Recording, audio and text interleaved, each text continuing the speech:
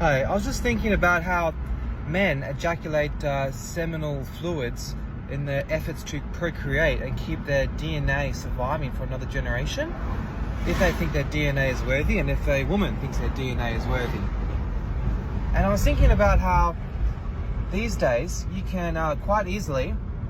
eject seminal fluids without the intention of procreating, and it made very easy by the free pornography that's on your mobile phone, and the culture as well that made young women think that it's empowering to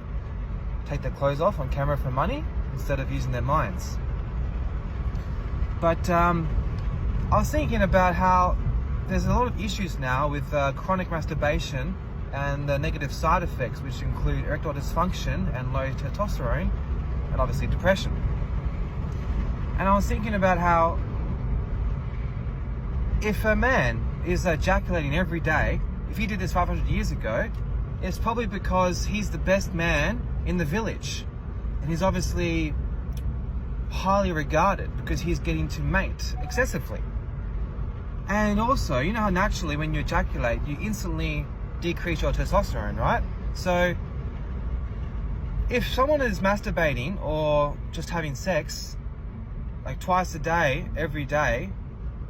for like 10, 20, 30 years, is that going to make them have substantially less testosterone? And will it change their appearance? Because obviously if you're having that much sex, it means you're having that many babies,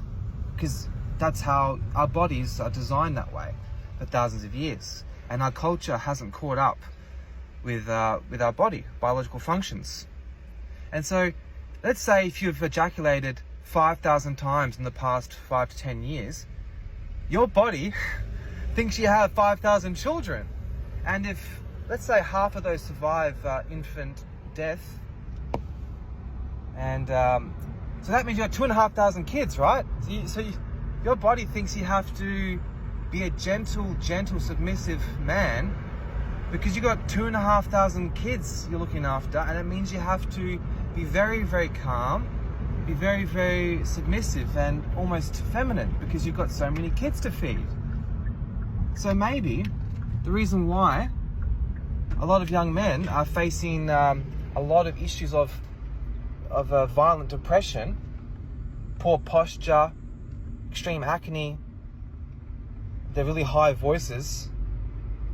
is because of the body's desire to make itself ready for extreme parenting.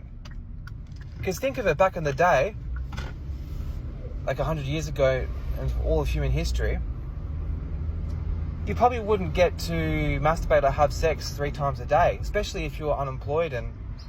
just on dexamphetamines for your attention deficit, and then Zoloft for your anxiety when that wears off, and then alcohol in the evenings when you want to get social, and then caffeine in the morning when you want to concentrate to get to the bus stop to get your Centrelink. So yeah, something to think about, because there's so much a part of this world now that doesn't recognize